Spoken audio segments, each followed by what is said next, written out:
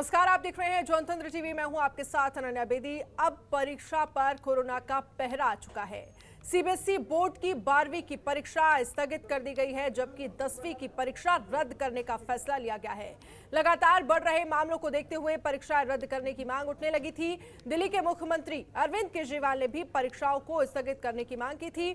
CBSE board ने भी इसको लेकर अन्य केंद्र शासित प्रदेशों से चर्चा करने का फैसला किया था। इसके अलावा पंजाब के मुख्यमंत्री कैप्टन अमरिंदर सिंह, कांग्रेस नेता प्रियंका गांधी और राहुल गांधी समेत कई बड़ी हस्तियों ने बोर्ड परीक्षा को स्थगित या रद्द करने की मांग की थी। पीएम मोदी ने शिक्षा मंत्री और शिक्षा सचिव के साथ एक बैठक की, जिसके बाद सीबीएसई बोर्ड ने 12वीं की परीक्षाओं को स्थगित कर दिया।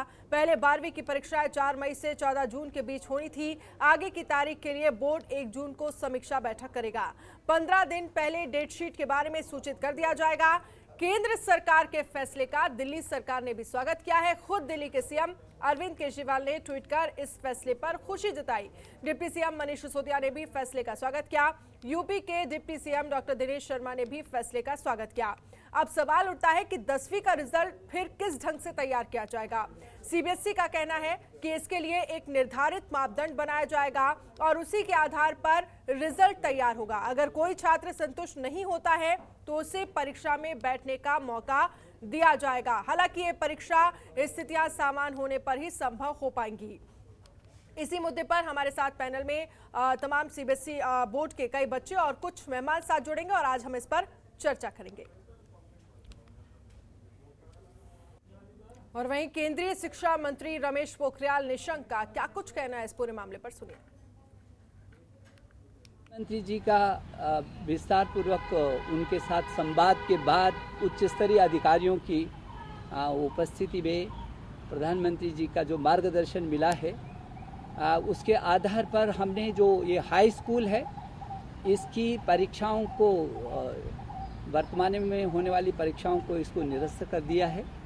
अब इनको पदोन्नत करेंगे, प्रमोट करेंगे, लेकिन उसका एक सिस्टम तैयार करेंगे आंतरिक मूल्यांकन के आधार पर और जो उसका प्रैक्टिकल हुआ है, इन दोनों को जोड़ करके सीबीएसई को कहा गया है कि एक प्लान बनाए वो, ताकि उसका मूल्यांकन भी हो और उसी के आधार पर उसकी कक्षा में पदोन्नति भी हो। लेकिन यदि ऐसा लगता है कि किसी छात्र को आंतरिक मूल्यांकन और जो सिस्टम है उससे संतुष्टि नहीं है और वो फिर भी परीक्षा देना चाहता है, तो वो हमको अवगत कराएगा और सीबीएसई जब भी अनुरूप परिस्थितियाँ होंगी उसकी परीक्षा आयोजित की जाएगी।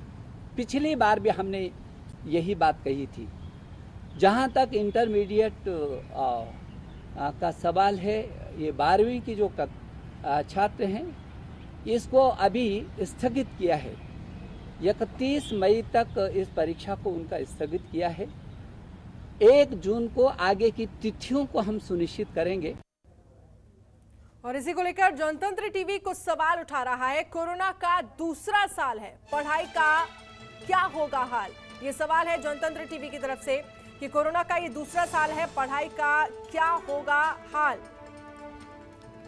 और वही दूसरा सवाल है, परीक्षा पर कोरोना का पहरा, भविष्य कैसे होगा सुनहरा। परीक्षा पर कोरोना का पहरा, भविष्य कैसे होगा सुनहरा।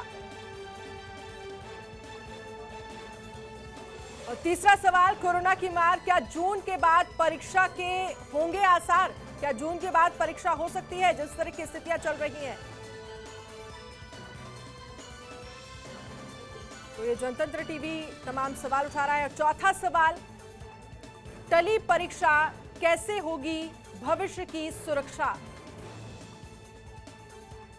तो ये तमाम सवाल जनतंत्र टीवी की तरफ से उठाए जा रहे हैं। टली परीक्षा कैसे होगी भविष्य की सुरक्षा। और पांचवा सवाल, 10वीं का रिजल्ट किस आधार पर तैयार किया जाएगा? 10वीं का जो रिपोर्ट कार्ड है वो किस आधार पर तैयार किया जाएगा?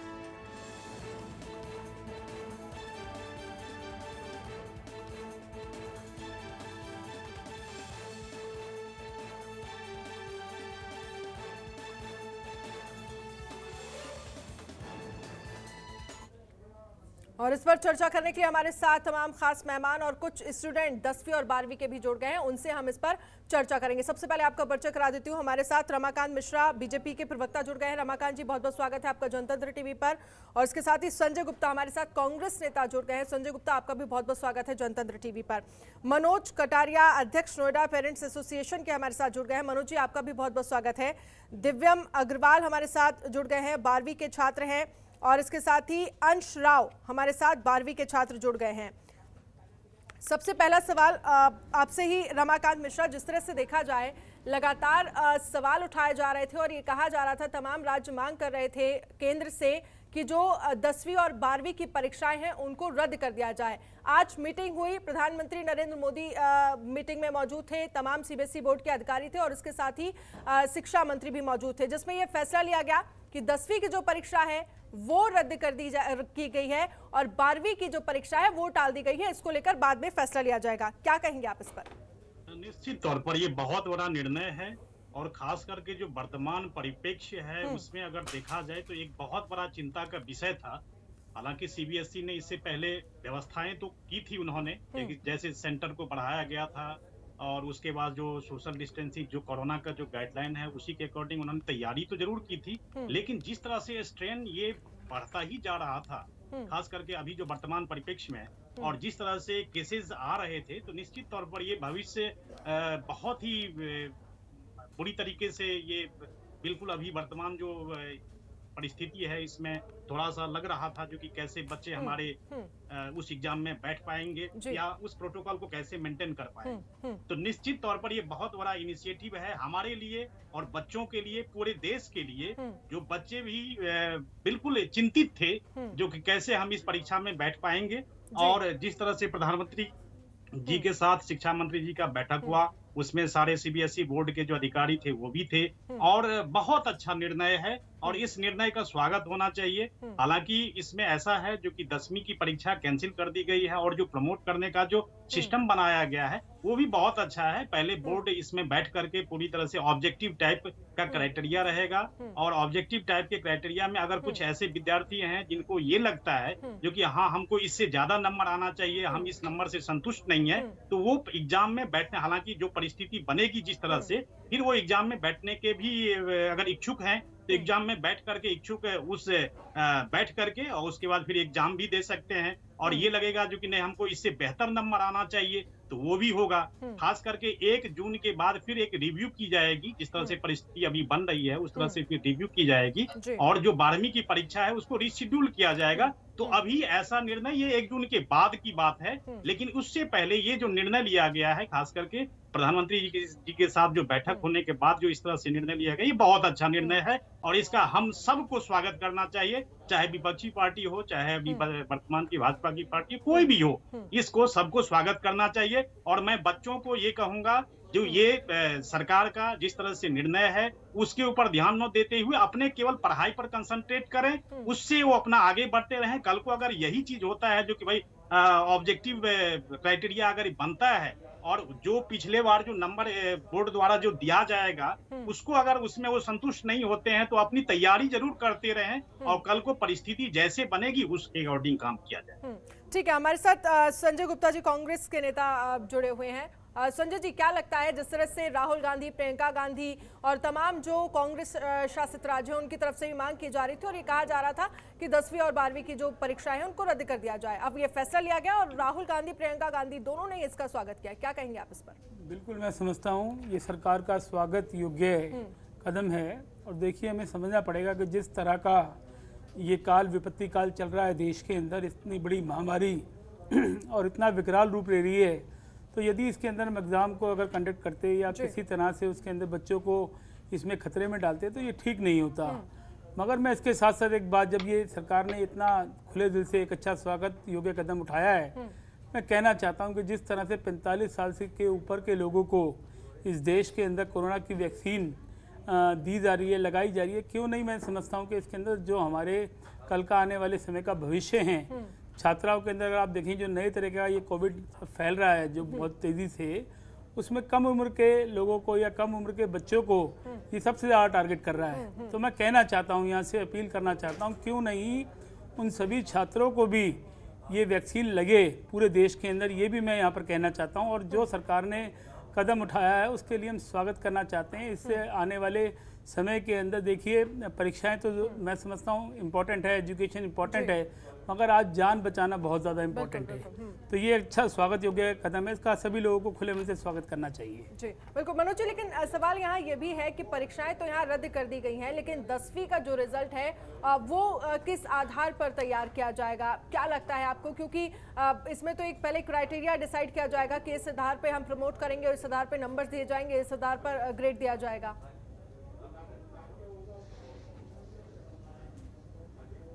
मनोज जी, आप मुझे सुन पा रहे हैं? हाँ, देखिए सबसे बड़ा जो कन्फ्यूजन है पेरेंट्स को वो आज का यही है कि जो 10th क्लास की परीक्षाएं कैंसिल की गई हैं तो उनके बच्चों की जो असेसमेंट होगी वो किस आधार पर होगी। अभी आज ही जैसे ये डिक्लेयर हुआ था, नोटिस आया था या कि इन्फॉर्मेशन आई थी मेरे पास, तो किसी पेरेंट्स का मेरे पास फ़ोन आया था, तो उन्होंने कहा साहब मेरा थोड़ा सा फीस का मसला अटक रहा है स्कूल के साथ, मेरा बच्चा 10th में है और बोर्ड ने जो है 10th में ही कहा कि आप इंटरनल असेसमेंट करके उसको आगे करेंगे। तो वो लोग बोर्ड को अपना इंटरनल असेसमेंट भेजेंगे और ये बताएंगे कि बच्चा यहाँ स्टैंड करता है। लेकिन अब प्रॉब्लम ये आती है जिन बच्चों की पेरेंट्स ने फीस नहीं सबमिट की है पूरी, उनके साथ हो सकता है कि स्कूल भेदभाव करेगा। ये काफ़ी लोगों को चिंताएं सता रही हैं। लेकिन ये वैसे भी दूसरी पॉइंट ऑफ व्यू से देखा जाए तो बच्चा 12 साल नर्सरी से लेकर 10th तक 12 साल एक स्कूल में पढ़ता है, तो वहाँ उसका टीचर्स असेसमेंट करते रहते हैं ये किस लेवल का बच्चा है, कैसा है। लेकिन वो एक अच्छी बात भी है, लेकिन बस बच्चों को एक अभिभावकों को एक डर सता रहा है कि कहीं स्कूल उनके साथ कुछ नाजायज ऐसा ना कर दे उनके बच्चों के साथ कि उनकी फीस का जो गुस्सा है वो बच्चों पे निकल जाए। ये एक बड़ा सवाल है कि जो फीस जिस तरह से आप कह रहे हैं कि कई सारे बच्चे हैं जिनकी फीस जमा नहीं है और उसके आधार पर कहीं ना कहीं उनको प्रमोट करने या किस तरह से उनका फीडबैक दिया जाता है आगे, वो भी एक बड़ा सवाल है। हमारे साथ खुद कुछ स्टूडेंट भी जुड़े हुए हैं। अंश हमारे साथ मौजूद है। अंश 12वीं के छात्र हैं। अंश, जिस तरह से ये सरकार की तरफ से फैसला लिया गया है, 10वीं की तो हालांकि रद्द कर दिया गया, लेकिन 12वीं की जो परीक्षाएं हैं वो पोस्टपोन की गई हैं, हालांकि स्थगित की गई हैं और आगे फैसला लिया जाएगा कि क्या कुछ स्थितियां बनती है। आप इस फैसले से खुश हैं? मैं इस फैसले से ठीक ठाक है, होना चाहिए, बट मेरे हिसाब से ऑनलाइन कर देते तो ज़्यादा बेटर रहता, क्योंकि केसेस तो वैसे भी बढ़ ही रहे हैं, सो टाइम बहुत लग जाएगा और वैसे भी कॉलेजेस स्टार्ट होने वाले हैं तो फ़ायदा नहीं है कुछ करने का। दिव्यम अग्रवाल भी हमारे साथ मौजूद है। दिव्यम भी 12वीं के स्टूडेंट है। दिव्यम, आपको क्या लगता है, आप इस फैसले का स्वागत करते हैं? आप इस फैसले से खुश हैं? 12वीं की जो परीक्षा है वो स्थगित कर दी गई है। हाँ, मैं इस फैसले से खुश भी हूँ और थोड़ा हमको डर भी लग रहा है। अगर हमारे एग्जाम उस समय पे थोड़े उनने कठिन बना दिए या फिर जो उनने 30% सिलेबस जो उनने रिड्यूस किया था उनमें से उनने अगर उसको थोड़ा और कठिन पेपर बना दिया, अगर वो अब पेपर लेते हमारे और तो पेपर थोड़ा इजी आता। अगर उस टाइम पे अगर उन्होंने बोला कि हमने आपको इतना टाइम दिया था और फिर भी उनने पेपर हार्ड बना दिया, तो बच्चों के लिए, बहुत बच्चे जो वीक है प्रैक्टिकल सब्जेक्ट्स में, उनको बहुत प्रॉब्लम फेस होएगा। तो ये कहीं ना कहीं देखा जा सकता है कि जिस तरह से ये फैसला लिया गया है। हाँ बोलिए जी, बोलिए।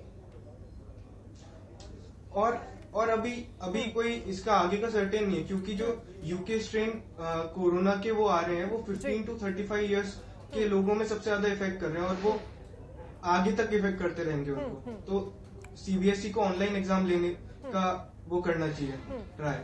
जी चलिए, अवनीश अग्रवाल हमारे साथ 10वीं के छात्र जुड़ गए। अवनीश, क्या कहेंगे सरकार की तरफ से जिस तरह से फैसला लिया गया है कि 10वीं का जो परीक्षाएं हैं वो रद्द कर दी गई हैं, लेकिन जो रिजल्ट है उसको लेकर अब सवाल खड़े हो रहे हैं कि किस आधार पर प्रमोट किया जाएगा अब आगे बच्चों को।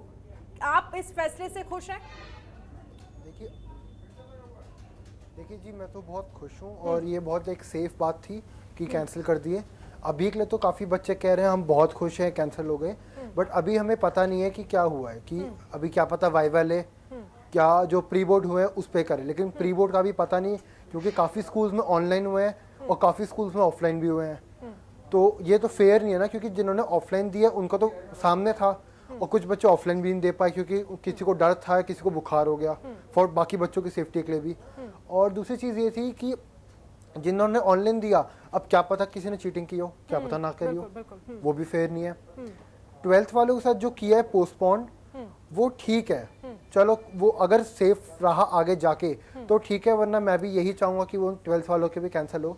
12th वालों के कैंसिल है, मुझे थोड़ी खुशी है, सेफ भी है। लेकिन 10वीं की परीक्षा को लेकर ये कहा गया है कि अगर कोई भी स्टूडेंट अपने रिजल्ट से सेटिस्फाई नहीं है तो जब भी मौका मिलेगा, जब भी परीक्षाएं कराई जाएंगी, वो दोबारा से परीक्षा दे सकता है। देखिए, ये बात तो मैंने अब तक जानी नहीं कि किसी ने ये कहा कि अगर वो अपने मार्क्स से खुश नहीं है तो वो उसे, देखो जो तुमने पहली बारी में किया है वो तुम्हारे ऊपर था, वो किसी और की गलती नहीं है। तुमने ऑनलाइन में अगर ABCD लिखा तो वो BCD नहीं हो जाएगा। वो हो सकता है कि हाँ भी जो बहुत कोने की चीज़ है वो गलती होगा, तो वो तो समझ में आता है। तो ये सब देखने के लिए तो फिर वो अलग चीज़ है, तो उन्हीं बच्चों का सिर्फ रीटेस्ट लिया जाए, क्योंकि बाकी बच्चे जिनको लगता है हाँ ठीक है हम पास हो गए, हम खुश हैं, जिन्होंने टॉप किया वो खुश हैं, तो वो खुश हैं फिर। लेकिन अवनीश, ये तो एक अच्छा कदम है ना। ये कहा जा सकता है कि अगर किसी को अपने नंबर से प्रॉब्लम है, किसी के नंबर्स कम आ रहे हैं, उसको लग रहा है ऐसा कि उसकी तैयारी ज्यादा है, तो एक बार एग्जाम दे के देख ले, रिजल्ट सामने होगा। हाँ जी जरूर, ये भी ठीक है।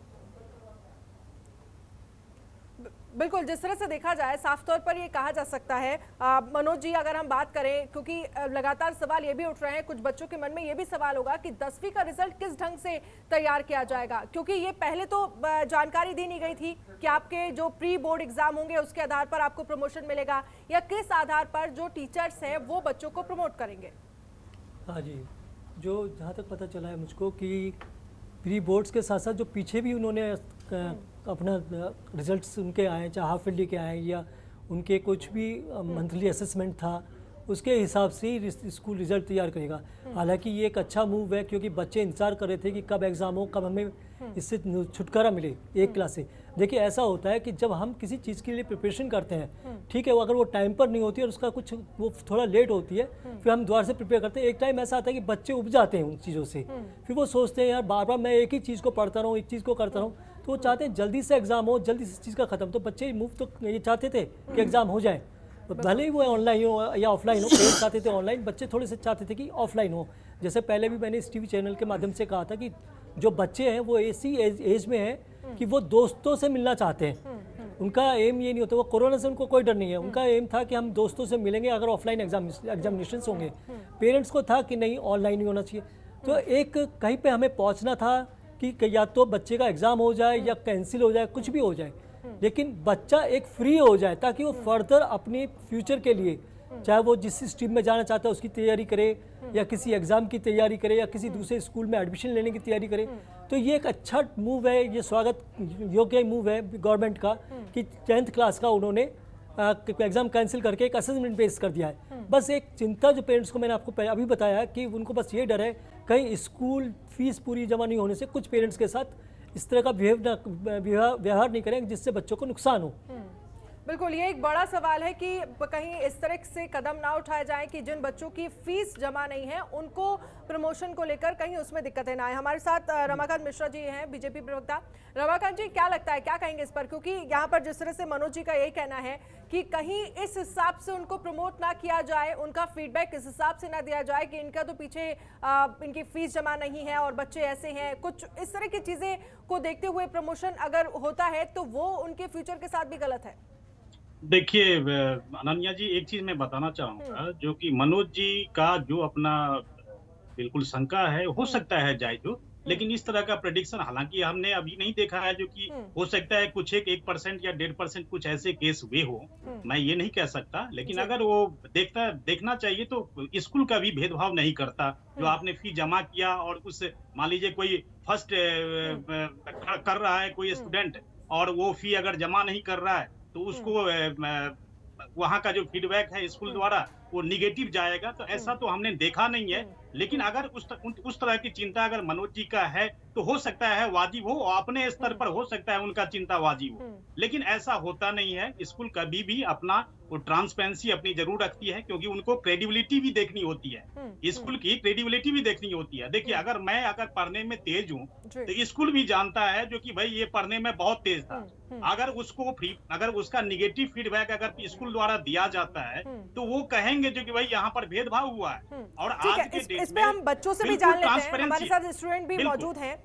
जी, हमारे साथ अंश राव मौजूद हैं। अंश, आप जिस तरह से देखा जाए ये लगातार फीडबैक को लेकर कहा जा रहा है, क्या इस तरह की चीजें आपको स्कूल में फेस करने को देखने को मिली है? क्या इस तरह से किसी को प्रमोट या फिर फीडबैक दिया गया है या उसकी पुरानी फी जमा नहीं है या किसी भी तरह के किसी भी चीज को लेकर? नहीं, ऐसा तो कभी भी नहीं हुआ, बट ऐसा हो सकता है क्योंकि जिस तरह की सिचुएशन है इस समय, तो इस समय बहुत सारे केसेस ऐसे हो सकते हैं।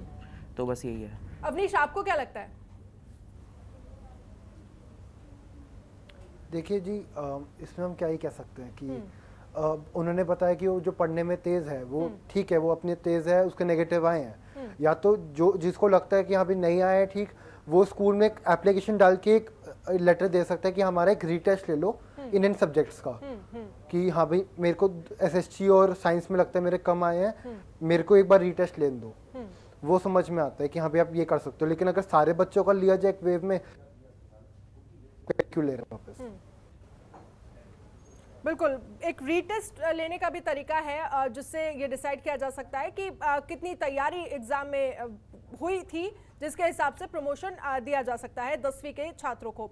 लेकिन सवाल एक और है रमाकांत जी, क्योंकि अगर हम शिक्षा प्रणाली को बात करें, क्योंकि पिछले कुछ समय से लगातार ऑनलाइन क्लासेस दी जा रही हैं बच्चों को, घर में बैठकर ही पढ़ाई हो रही है, लेकिन क्या इस तरह से कुछ ये कहा जा सकता है कि शिक्षा का स्तर इस तरह से होना चाहिए कि अगर जो एग्जाम्स हैं उनको भी ऑनलाइन कराया जा सके? तो क्या इस तरह की तैयारी है सरकार की तरफ से? चाहता हूं जो कि अभी अगर छोटे बच्चों का ले लें या चाहे वो 9th का ले लें या 10th का ले लें, अभी तक तो ऑनलाइन ही हमने बच्चों, हमारे घर में भी बच्चे हैं और उन्होंने भी ऑनलाइन ही एग्जाम दिया है। हालांकि उसमें कहीं पे भी दिक्कत नहीं आ रही है, लेकिन फिर भी अगर मान लीजिए बोर्ड अगर ऐसा सोचता है, अगर वो असेसमेंट करता है जो कि ऑनलाइन ही बेहतर है, तो ऑनलाइन ही बेहतर होगा। क्योंकि देखिए अभी उन्होंने एक ऐसा विकल्प खोल करके रखा है जो कि रीअसेसमेंट वो जरूर करेंगे उस चीज को, जो भाई ऑनलाइन बेहतर होगा या ऑफलाइन बेहतर होगा। खास करके जो 12th के एग्जाम के लिए जो उन्होंने अभी विकल्प खोल करके रखा हुआ है वो उसी का है। अब 10th के लिए जहां तक बात है, उन्होंने 10वीं के लिए उन्होंने बोल दिया है जो ऑब्जेक्टिव टाइप है, और ऑब्जेक्टिव एक क्राइटेरिया होगा। अगर उसमें स्टूडेंट को ये लगता है जो कि हाँ हमारा, मैं आपको पहले भी इस चीज को एनालाइज कर चुका हूँ, जो कि अगर वो आप उनसे बेहतर करना चाहते हैं, जो मार्क्स मान लीजिए किसी को 98 आया है उसको आना चाहिए 99 आना चाहिए, तो they will go for the reassessment. वो वहां पर वो कह सकता है जो कि मैं इस एग्जाम को फिर से देना चाहूंगा। ये विद्यार्थी के जो स्टूडेंट है उनका कॉन्फिडेंस लेवल, उनकी तैयारी, ये उनके ऊपर निर्भर करता है। बिल्कुल ठीक है, इस पर लगातार हम चर्चा करेंगे। वक्त फिलहाल एक छोटे से ब्रेक का। ब्रेक के बाद हम कुछ और मेहमानों से इस पूरे मामले को लेकर जानने की कोशिश करेंगे कि अगर ओपन बुक एग्जाम या इस तरह की तमाम प्रणाली जो फॉरेन कंट्रीज के स्कूलों में चलाई जा रही है, वो क्या यहाँ की प्रणाली पर सूट करती है या नहीं। तो अब सवाल यही उठता है कि 10वीं की जो परीक्षाएं हैं वो रद्द कर दी गई हैं और 12वीं की परीक्षाएं पोस्टपोन कर दी गई हैं। इन सबके बीच सवाल यह है कि आखिरकार रिजल्ट जो 10वीं का है वो किस ढंग से तैयार किया जाएगा। पूरे साल जो छात्र तैयारी करते हैं, क्या उस आधार पर वो सेटिस्फाई हो पाएंगे जो तमाम छात्र हैं, कि किस आधार पर उनको नंबर दिए जाएंगे, बड़ा सवाल बना हुआ है। मनोज जी, आपके पास आना चाहूंगी। इससे पहले मैं बात कर रही थी ऑनलाइन क्लासेस को लेकर, क्योंकि लगातार ऑनलाइन क्लासेस यहाँ बच्चों को दी जा रही थी। क्या इस तरह की प्रणाली, क्या इस तरह की शिक्षा व्यवस्था अब होनी चाहिए कि अगर ऑनलाइन जो प्रॉपर एग्जाम है वो भी बच्चे दे सकें, और जिससे ये साफ तौर पर कहा जा सकता है कि ऐसे समय में किसी भी तरह की कोई परेशानी भी ना हो और ऑनलाइन एग्जाम के जरिए रिजल्ट का आकलन हो? हाँ जी, कुछ इस तरह की व्यवस्था सरकार को भी रखनी चाहिए। जैसे स्पेशली 12th क्लास का एग्ज़ाम आएगा, तो कोरोना का भी हम कुछ कह नहीं सकते वो कितना फैलेगा या नहीं फैलेगा। अभी कुछ जैसे ही हमारा आप देख रहे हैं, जैसे ही वैक्सीन आया है, वैक्सीनेशन के बाद ही ये कोरोना बढ़ा है। पहले वो रिड्यूस हो रहा था, वैक्सीन आई, वैक्सीन के आने से आप देखते हैं कि वो एकदम बढ़ता चला गया है। आगे भी फ्यूचर में हम कुछ नहीं कह सकते वो कितना बढ़ेगा कितना नहीं बढ़ेगा। हाँ, ये जरूर है कि जो इंटर में लोग हैं, अगर आप ऑनलाइन परीक्षा ही केवल घोषित करते हैं तो उसमें जो इंटर में लोग हैं, जिनके पास जो गांव में रहते हैं या जिनके पास टेक्नोलॉजी से अभी इतनी समझ भी नहीं है, ये कह सकते हैं, या गवर्नमेंट स्कूल में गरीब बच्चे पढ़ते हैं, उनको ऑनलाइन शिक्षा का कोई फ़ायदा नहीं मिल पाएगा। उनके लिए तो ऑफलाइन ही ज़्यादा बेहतर होगी। ऑफलाइन जो ऑनलाइन शिक्षा है वो जनरली बड़े शहरों में या शहरों में ही पॉसिबल है। तो केवल हमें ये कह देना कि ऑनलाइन एग्जामिनेशन से हमारा काम हो जाएगा, ये शायद मुझे नहीं लगता कि हम ऑनलाइन शिक्षा से या ऑनलाइन परीक्षा हम करा सकते हैं। हमें कुछ स्थान ऐसे भी चुनने पड़ेंगे जहाँ पे हमें ऑफलाइन करना पड़ेगा। तो बच्चे का फ्यूचर को देखते हुए हमें दोनों ही ऑप्शन रखने पड़ेंगे, ऑफलाइन का भी ऑनलाइन का भी। जो बच्चे ऑफलाइन देना चाहते हैं या जिनके पेरेंट्स चाहते हैं कि वो ऑफलाइन में परीक्षा दें, वो ज़्यादा बेटर। आप समझ सकते हैं कि ऑनलाइन पे वो क्वालिटी, वो चीज़ें नहीं आती। कभी आपका नेटवर्क स्लो चल रहा है, कभी आपकी बिजली की फ्लक्चुएशन की प्रॉब्लम है, तो कुछ ना कुछ प्रॉब्लम्स बच्चों के साथ रहती हैं ऑनलाइन में। ऑफलाइन में बच्चा बिल्कुल सेटिस्फाइड होकर बात करता है, वहाँ पे सामने बैठ के पेपर देता है और बहुत अच्छे से उसका टाइम भी उसमें निकलता है। तो मेरा मतलब है कि ऑफलाइन भी आप ऑप्शन रखिएगा ऑनलाइन के साथ साथ, और स्पेशली वहाँ पर रखिएगा ऑफलाइन का जहाँ पे कोरोना की अभी मार्क कम है या बहुत कम है। बिल्कुल। संजय जी, आपको क्या लगता है, जिस तरह से देखा जाए, हालांकि अभी परीक्षाएं तो रद्द कर दी गई हैं, लेकिन अगर हम ऑनलाइन परीक्षा को लेकर बात करें कि ऑनलाइन इस तरह की प्रणाली होनी चाहिए जहां पर बच्चे घर बैठकर परीक्षा दे सके, इस तरह की व्यवस्थाएं कहीं ना कहीं शिक्षा विभाग की तरफ से मुहैया कराने जानी चाहिए और इस तरह का अपडेट कहीं ना कहीं शिक्षा प्रणाली में अब लाना जरूरी है, लगता है आपको? देखिए, जिस तरह से कटारिया साहब बता रहे थे अभी, हमें समझना पड़ेगा कि हम लोग विकसित देश नहीं है, हम विकासशील देश हैं। हमारे यहाँ 40 से 50% ऐसे छात्र हैं जिनके पास इंटरनेट की सुविधा नहीं है या लाइट नहीं है या उसके लिए जो ज़रूरी साधन कंप्यूटर या हमारे मोबाइल जो चाहिए उसके लिए जिस ग्रेड का, वो हमारे पास अवेलेबल नहीं है। तो बहुत से बच्चे हमारे गांव में भी रहते हैं, बहुत से ऐसी जगह पे रहते हैं जहाँ जाने का रास्ता भी नहीं है, पीने का पानी तक नहीं है, सड़क नहीं है। तो कैसे आप उम्मीद करेंगे कि वो ऑनलाइन एग्ज़ाम दे करके और इस तरीके से इस पूरे प्रोसेस को सफलतापूर्वक किया जाएगा? इसके ऊपर बहुत बड़े प्रश्न चिन्ह हैं। और सरकार की जो सोच है, मैंने आपसे कहा कि भी जब तक सब उसको वैक्सीन की व्यवस्था करना नहीं चाहते हैं, तो किस तरह से इंटरनेट की व्यवस्था कर पाएंगे, किस तरह से ये एश्योर करेंगे कि एग्जामिनेशन के अंदर यदि उस छात्र को का पेपर देते वक्त अगर ऑनलाइन से मान लो उसका नेट खत्म हो गया या सुविधा नहीं है, कैसे वो उससे जुड़ेगा, कैसे बराबरी की बात हम करेंगे? और दूसरी बात भी अभी कटारिया साहब थोड़ी देर पहले कह रहे थे कि समझना पड़ेगा कि किस कदर इस देश के अंदर शिक्षा का व्यवसायीकरण हावी होता जा रहा है। हमें देखना पड़ेगा कि जिन स्कूल्स के अंदर अभी तक भी हम उम्मीद कर रहे थे पूरे साल भर के अंदर इस सरकार ने, मैं अभी पोखरियाल साहब को सुन रहा था, कोई एक पॉलिसी ऐसी नहीं बनाई कि जो पेरेंट्स के और बच्चों के हित की होती। कहा जाता कि इसके अंदर आधी फीस चार्ज की जाएगी। देखिए, बच्चे तो घर में बैठे हैं और उसके अंदर काफ़ी चीज़ों के अंदर तो पैसा बच रहा है ना स्कूलों का, तो उसके अंदर आधी फीस तय कर देनी चाहिए थी या कोई ना कोई इसमें फॉर्मूला तय कर देना चाहिए था। आज पेरेंट्स को डर ये है कि किसी की 1 महीने की भी अगर फीस रह गई है या 2 महीने की भी रह गई है, क्योंकि आर्थिक आधार बहुत ख़राब है पूरे देश के अंदर, पूरे 1 साल के अंदर लोगों की आमदनियाँ ख़त्म हो गई हैं, तो उसके अंदर जो गरीब लोग हैं उनके साथ ये तकलीफ है जो फीस दे नहीं पाए हैं। तो बिल्कुल ये कटारिया साहब ठीक सोच रहे हैं, बच्चे हमारे ठीक सोच रहे हैं कि कहीं स्कूल्स अपने लालच के अंदर फ़ायदे की बात को सोच करके फीस के लालच में कहीं उसके एग्जाम्स को ख़राब ना कर दें, उनके रिजल्ट्स को ख़राब ना कर दें। ये एक सच्चाई की एप्लीकेशन है, सरकार को सामने आना चाहिए, इसकी क्लियर नीति बनानी चाहिए पहले नंबर पे फीस के मामले पर। और दूसरी बात पे मैं कहना चाहता हूँ कि इंश्योर कराना चाहिए उन गरीब बच्चों को जिनके पास मोबाइल या कंप्यूटर जैसे उपकरण नहीं है या उनके पास नेट नहीं है या लाइट की व्यवस्था नहीं है, तो किस तरह से वो अपना एग्ज़ाम दे करके उसके अंदर अगर उसका अवसर चला गया, वो समय बीत गया, तो ऑनलाइन के अंदर मैं समझता हूँ उसके अंदर फिर वो अपना पास नहीं हो पाएगा या उसकी प्रतिभा सामने नहीं आएगी। तो इन सारे सवालों का जवाब हमारे एजुकेशन मिनिस्टर, मैं भी सुन रहा था रमाशंकर जी को, बड़े उन्होंने शब्द का प्रयोग करा माननीय, और बहुत बड़ी बड़ी बातें की और बड़े बड़ी चीज़ों के बारे में बखान किया।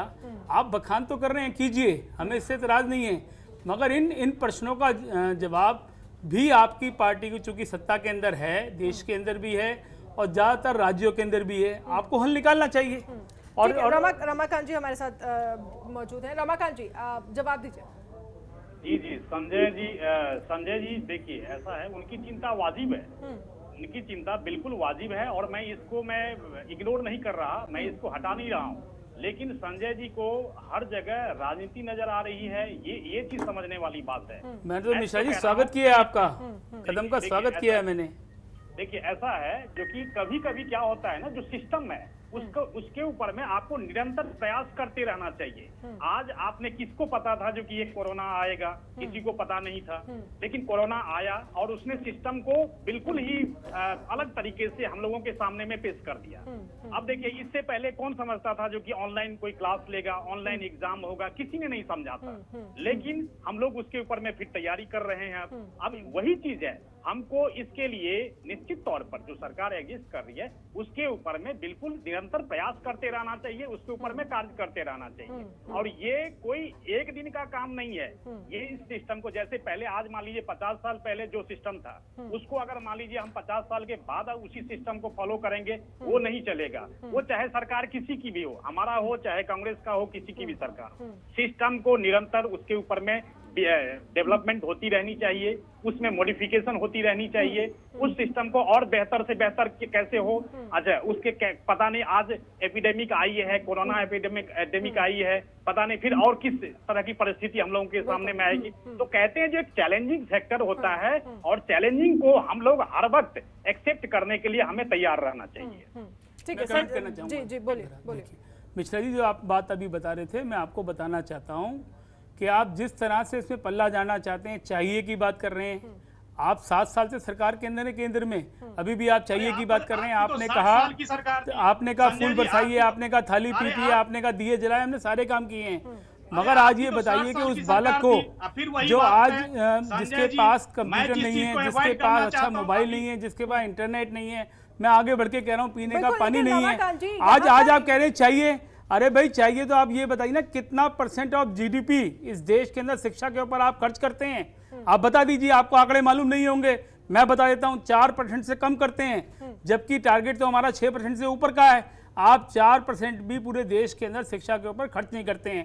और आप अपनी बड़ाई करना चाहते हैं, आप तारीफ करना चाहते हैं, पिछले 50 सालों पर ले जाना चाहते हैं।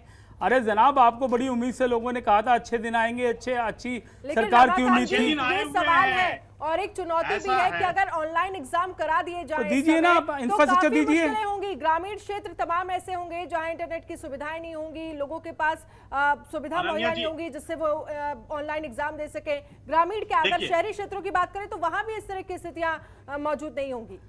देखिए, ऐसा है, 50 सालों से आप इंटरनेट की बात कर रही है, 50 सालों से बिजली किसी के घर में नहीं गया हुआ था, लेकिन आज तो 50 साल के बाद आपने देखा ना जो कि बिजली हर एक घर में पहुंची हुई है। किस वजह से पहुंची हुई है? क्या कांग्रेस की सरकार ने कर दी क्या? अगर हमने कहा है कि 6% अगर GDP का अगर उसके ऊपर में खर्च होगा तो निश्चित तौर पर शिक्षा के, आज आप देख लें जो किस तरह से जो पीछे 50 साल की सरकार रही है वो और आज का जो विकास है, निश्चित तौर पर आपसे बेहतर था भाई साहब। राइट टू एजुकेशन जो दिया पिछली सरकारों ने दिया, आपने नहीं दिया है। आप तो उसको फेल करने में लगे हैं। आपने जो पैसा खर्च करना चाहिए था वो उस मद में पैसा खर्च नहीं किया है। कर दिया था आपने जो पैसा खर्च करना चाहिए एजुकेशन पे खर्च नहीं किया है। ये मैं कहना चाहता हूँ, जो योजना आयोग ने तय किया था कि 6% का टारगेट है, हम उसके अंदर पैसा खर्च करेंगे, क्षमा चाहता हूँ, आपको टोक रहा हूँ, मगर आपने वो पैसा खर्च नहीं किया है। और जो स्टूडेंट है, उस स्टूडेंट को जो सुविधा मिल जाए, मैं स्टूडेंट उनकी बात नहीं कर रहा जो दिल्ली और नोएडा में रहते हैं, मैं बात करना चाहता हूँ उस विद्यार्थी की जो 20 किलोमीटर 25 किलोमीटर पैदल चल के पढ़ने जाता है। अब आप जिसके पास सड़क नहीं है, मैंने कहा ना, जिसके पास सुविधाएं नहीं है, कैसे उसका एग्जाम लेंगे, कैसे ऑनलाइन होगा? ये तो मुंगेरी लाल के हसीन सपने हैं। और आप समझिए, इस देश के अंदर जहाँ इतनी गरीबी है, गुर्बत है, 40% उन बच्चों के पास, विद्यार्थियों के पास इसका कोई साधन नहीं है। आप बात करना चाहते हैं ऑनलाइन की, तो मैं कहता हूँ नीतियों को थोड़ा सा व्यवहारिक बनाइए या उसमें ऑप्शन डालिए। मैं आपसे से केवल ये यहाँ पे अपील करना चाहता हूँ। अरे सुनिए, मैं ऐसा है संजय जी, ऐसा है, आप जो कह रहे हैं जो कि नीतियों को व्यवहारिक आप इससे ज्यादा प्रैक्टिकल आप नहीं हो सकते। पिछली सरकार को आप अगर उठा करके देख लें, उसकी तुलना में अगर आप अभी जो वर्तमान की सरकार है, इसमें जिस तरह से व्यवहारिक काम हो रहा है, चाहे वो शिक्षा हो, चाहे स्वास्थ्य हो, चाहे रक्षा विभाग हो, किसी के ऊपर में हाँ हो सकता है जो कहीं पे कमी नजर आ जाती है। और आपने जैसे जिस कमी को आपने उठाया, निश्चित तौर पर सरकार उसके ऊपर में काम कर रही है। आपने देखा होगा जो आज, अगर पहले हम लोग ऑनलाइन की कोई बात नहीं करते थे, लेकिन आज ऑनलाइन की व्यवस्था है क्योंकि परिस्थिति ऐसी आ गई है। हमने कभी पीछे मुड़ करके हमने देखने की बात नहीं की, हमने आगे। आप कह रहे हैं सड़क की व्यवस्था, आप कह रहे हैं हर घंटे 25 किलोमीटर की सड़क बनती है। आप अगर पिछले सरकार में देख ले तो 10 किलोमीटर नहीं बनती थी। तो आप ये चीज नहीं कह सकते जो कि आगे अभी जो वर्तमान की सरकार है वो काम नहीं कर रही है, चाहे वो शिक्षा हो, स्वास्थ्य हो, रक्षा हो, किसी भी क्षेत्र में, सामाजिक हो, राजनीतिक हो, किसी भी क्षेत्र में लेकिन वो काम रमाकांत करने के जी, लिए आप जिस student- तरह से शिक्षा को मॉडिफाई करने की बात कर रहे हैं, क्या शिक्षा का स्तर बढ़ना नहीं चाहिए था कि लोगों के पास अभी इस समय ये ऑप्शन होना चाहिए था कि अगर ऑनलाइन क्लासेस आप लगातार दे रहे थे तो ऑनलाइन एग्जाम भी कराए जा सकते हो? क्या इस तरह की व्यवस्था नहीं की जानी चाहिए थी? देखिए ऐसा है, मैं अभी भी आपको कह रहा हूँ, क्योंकि अभी जो 1 साल से ये जो कोरोना अभी आया है, किस तरह से ये महामारी आई है, इसमें आपने कहाँ देखा है जो कि ऑफलाइन अभी एग्जाम हुआ है? हर जगह तो ऑनलाइन ही एग्जाम हुआ है। चाहे आप अगर शहरी क्षेत्रों में ले लें, चाहे नोएडा के ले लें, चाहे दिल्ली का ले लें, चाहे महाराष्ट्र ले, कहीं पे भी ले लें, चाहे ग्रामीण क्षेत्रों का ले लें, तो हर जगह तो आपने देखा है जो ऑनलाइन ही एग्जाम हुआ है, कहीं ऐसा तो है नहीं। तो शिक्षा का जो मॉडिफिकेशन है, उसमें जो निरंतर प्रयास जो हो रहे हैं, निश्चित तौर पर उसका रिजल्ट है सामने में। नहीं तो इतनी बड़ी महामारी, इतनी बड़ी विपदा, उसमें भी अगर हम इस तरह की बात कर रहे हैं जो कि हाँ इसमें यहाँ पर गुंजाइश है, तो निश्चित तौर पर गुंजाइश है। अगर मान लीजिए सीबीएसई ने ये एग्जाम कंडक्ट कराने के लिए अगर कहा जो 4 मई से एग्जाम कंडक्ट होगा, लेकिन इनिशिएटिव लिया गया जो कि हाँ सचमुच में परिस्थिति जन्य नहीं है अभी एग्जाम कराना, उस चीज को लिया गया इनिशिएटिव। तो ऐसे ही इनिशिएटिव लिए जाते हैं, डेवलपमेंट होती रहती है, निरंतर प्रयास जारी हमारे होते साथ हैं। जुड़े थे, उनसे ही बात कर लेते हैं। दिव्यम, आप अगर हम बात करें शिक्षा के मॉडिफिकेशन की, शिक्षा को मॉडिफाई करने की, क्योंकि लगातार हम देख रहे हैं किस तरह से पिछले साल भी इसी तरह की स्थितियां थी और एग्जाम रद्द किए गए थे, कैसे देखते हैं आप? शिक्षा का स्तर बढ़ा है? नहीं, अभी जैसा देखा जाए शिक्षा में जो अगर हम कोर्स वाइज देखें तो जो शिक्षा का जो 20 साल पहले कोर्स था, जो 20 साल पहले चीजें थी, वही चीजें हमको अभी पढ़ाई जाती है। आपने ऑनलाइन एग्जाम दिया? और जो नई चीजें हैं वो हमारे एजुकेशन सिस्टम में आई नहीं रही है। और जो जैसा कि गवर्नमेंट का 6% जो स्टडी पे एक्सपेंस होना चाहिए, इस साल का, पिछले साल का 3.38% था। तो जहां तक ये शिक्षा, जो हमारी एजुकेशन है, उसको कम इम्पोर्टेंस दी जा रही है, बाकी उसके वजह है भी। ठीक है, अवनीश, आपको क्या लगता है? तो हमारे एजुकेशन सिस्टम में कुछ नई चीजें आनी चाहिए, और जो नई चीजें अभी चल रही हैं बच्चों को वो सिखानी चाहिए स्टूडेंट्स को। अवनीश, आपको क्या लगता है? ताकि वो आगे जाके देखें कि अवनीश, आप मुझे सुन पा रहे हैं? जैसे हाँ जी, सुन पा जी, रहे बोलिए। हैं। जैसे इन्होंने अभी बताया कि स्कूलों की प्रॉब्लम्स हैं, सड़कें, पानी, बिजली। तो मैं चाहता नहीं, पर मैं सोचता हूँ ये कि जो स्कूल है हमारा, हमने भी ऑफलाइन एग्ज़ाम दिए हैं। अब जैसे अभी 10th और 12th अब जाके ख़त्म होगी, तो या तो इस साल को जो बच्चे अभी पढ़ रहे हैं 9, 8, 7, 6, इन सबको रोक के एक बार इसको 0 ईयर कर दे, ताकि जो इस साल बच्चे हैं सारे बर्बाद ना हो पिछले साल की तरह। तभी अभी सब यही बात हुई थी अभी कि बिजली की दिक्कत है, वाईफाई की दिक्कत है, पानी की दिक्कत है, लोकेलिटी एरिया इन सबकी दिक्कत है। तो ये दिक्कत ना है तो इसके लिए 0 ईयर कर दो। और बात रही जो स्टाफ है, स्कूल का स्टाफ है, टीचर्स हैं, उन सब की अगर पेमेंट की कोई गवर्नमेंट फंडिंग करे, लोकल गवर्नमेंट्स, दिल्ली की अलग, राजस्थान की अलग, तो वो ज़्यादा बेटर रहेगा, ताकि बच्चे भी सेफ रहे, वो अपने घर में आराम से जी भी पाएँ, और ये ऐसी कोई एजुकेशन प्रॉब्लम्स भी ना है। तो अंश, अगर हम बात करें, जिस तरह से लगातार अगर यहाँ पर बात हो रही है ऑनलाइन एग्जाम की, क्या आपने ऑनलाइन एग्जाम दिया? क्योंकि पिछले साल हमने जिस तरह से देखा कि इस तरह की स्थितियाँ थी, उसमें भी एग्जाम्स को रद्द किया गया था। क्या इस तरह का शिक्षा में ये मॉडिफाई होना चाहिए, शिक्षा का स्तर बढ़ना चाहिए, और आपको लगता है शिक्षा का स्तर बढ़ा है? हाँ जी, शिक्षा का थोड़ा सा जो स्तर है वो बढ़ गया है, बट कह सकते हैं कि अभी भी बहुत सारे इश्यूज हैं इसमें, पर वो क्लियर हो सकते हैं बाद में। तो बस यही कहना चाहूँगा।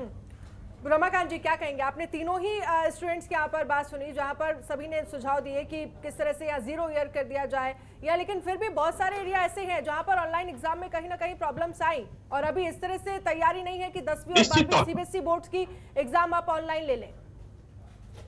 देखिए, ऐसा है निश्चित तौर पर अनन्या जी, ये बहुत अच्छी बात है क्योंकि बच्चों ने अपने अनुभव को शेयर किया है और आपके चैनल के माध्यम से शेयर किया है। निश्चित तौर पर ये बहुत ही काबिले तारीफ है और मैं प्रशंसनीय कहता हूँ इस चीज को।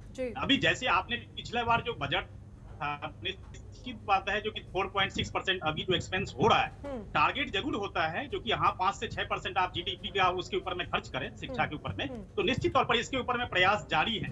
और अभी जहां तक बात है, बहुत ऐसे क्षेत्र हैं जिसके ऊपर में काम करनी पड़ेगी और क्या भी जा रहा है, ऐसा नहीं है जो कि क्या नहीं जा रहा है, लेकिन होता है कि परिस्थिति जन्य कुछ ऐसी समस्याएं आती है, जैसे आपने देखा होगा जो लास्ट 1 साल में, पिछले 1 वर्ष में जिस तरह से परिस्थिति बिल्कुल बदली है, ये ऐसा बदला है जो कि हम लोगों का, खास करके हम लोग रहे हैं, चाहे सामान्य जनजीवन हो, ग्रामीण क्षेत्र हो या शहरी क्षेत्र हो, बिल्कुल ही परिस्थिति एक अलग तरह की हम लोगों के सामने में आई है।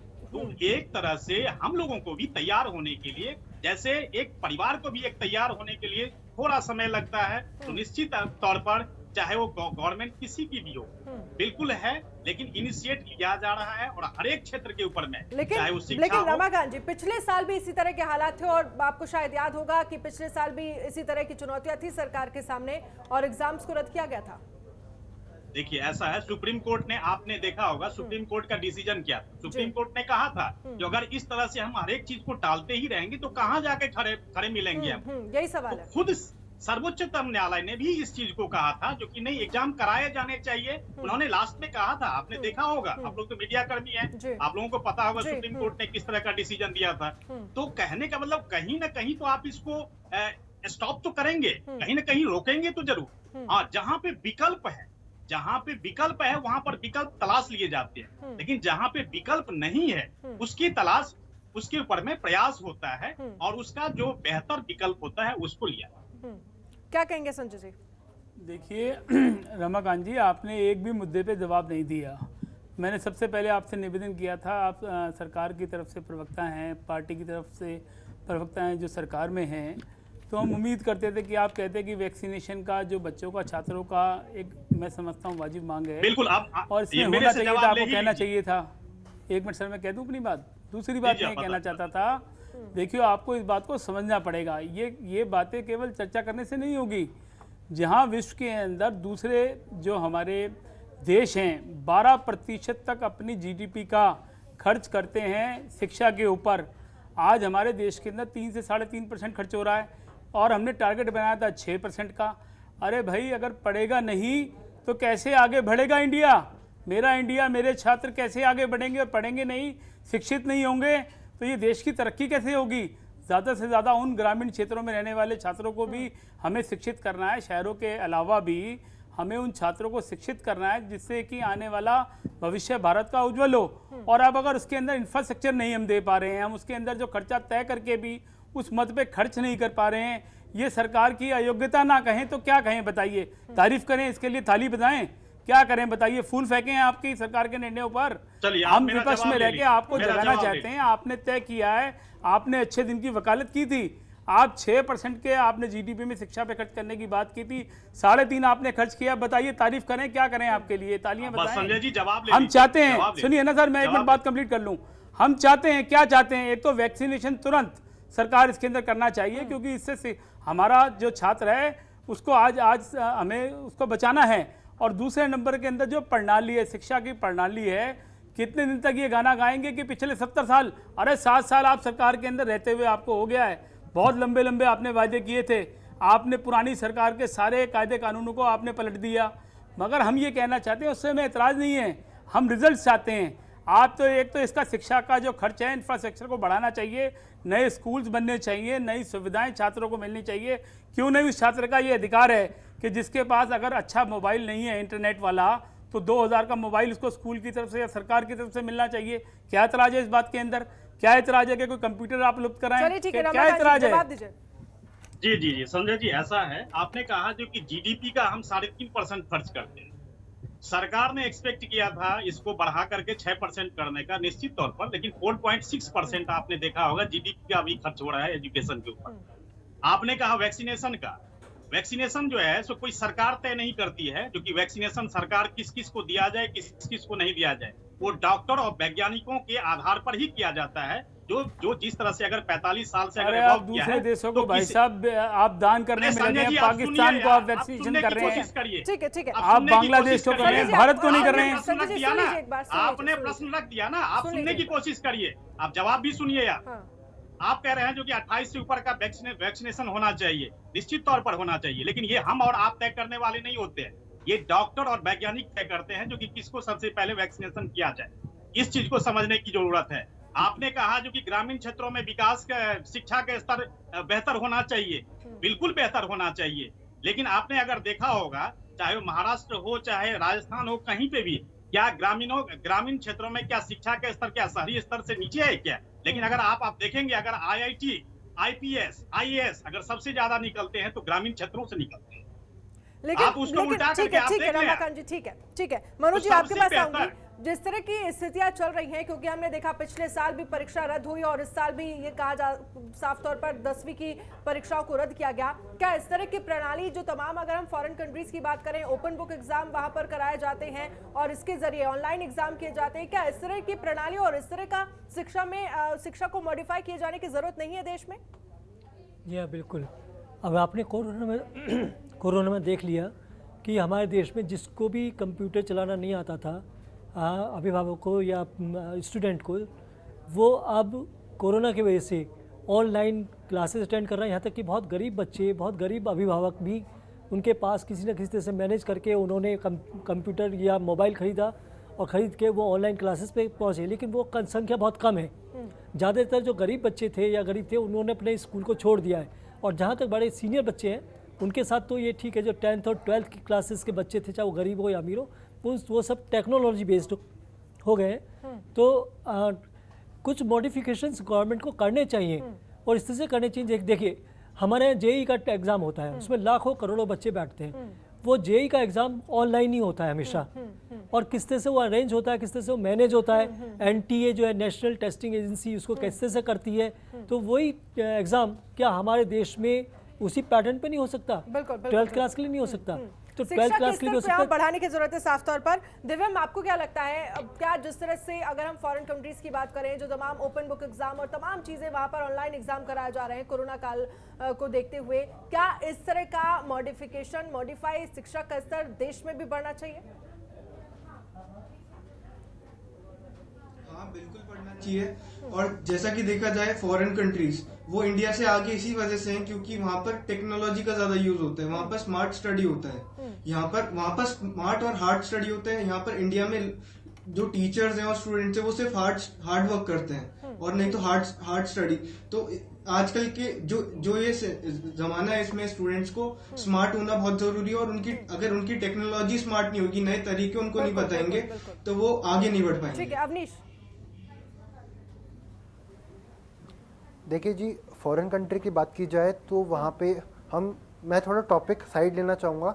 हम कहते हैं वहाँ हरियाली कितनी है, क्यों? क्योंकि वहाँ पे लैपटॉप पे पढ़ाया जाता है। अगर हम यहाँ पे हल्का सा कुछ चेंज लाना चाहें तो हम ये ला सकते हैं कि यहाँ पे हम किताबें बंद कर दें और एक लैपटॉप प्रोवाइड करें जो 6ठी से 12वीं तक काम करे, ताकि एक ही लैपटॉप रहे, वो ही हम किताबें उसमें अपलोड कर दे, तो पेड़ भी बचेंगे, लोग लैपटॉप भी सीखेंगे। और कभी जिंदगी में, भगवान ना करे, लेकिन कभी ऐसी परिस्थिति वापस आए तो हम इसलिए तैयार रहें। बिल्कुल। चलिए अंश, आपको क्या लगता है? सरकार एक 20 या 15 हाँ जी एजुकेशन को फॉरेन कंट्रीज प्रायोरिटी देती हैं, बट वो साथ में एक स्किल भी डेवलप कराती हैं उन स्टूडेंट्स के लिए।